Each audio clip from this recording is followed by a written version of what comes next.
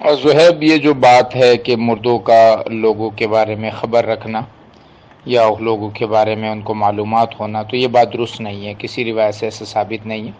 بلکہ جو روایت اس متعلق ہے وہ تو یہاں تک ہے کہ جب کوئی مر کر جاتا ہے اور اسے اللہ رب العزت عزت والی جگہ عطا فرماتے ہیں، تو پھر وہ جب وہاں پہنچتا ہے تو وہ جو مردگان وہاں ہوتے ہیں علیین میں، تو وہ اس سے لوگوں کے بارے میں پوچھتے رہتے ہیں کہ فلاں کا کیا ہوا، فلاں کا کیا ہوا۔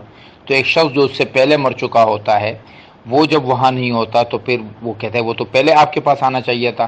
تو وہ سب کے سب جو ہے وہ ان کو تکلیف ہوتی ہے کہ بھائی وہ تو مطلب ایک طرح سے ناکام ہو گیا ہے۔ تو یہ خبر والی بات، یہ ہمارے مذہب اسلام میں یہ بات درست نہیں ہے۔ یہ ہندوؤں کی اور ادھر ادھر کی بتائی ہوئی باتیں ہیں جو ہمارے لوگوں میں سرایت کر جا رہی ہے۔ یہ بات غلط ہے، اور صحیح بات یہ ہے کہ مردوں کا تعلق اس دنیا سے ختم ہو جاتا ہے۔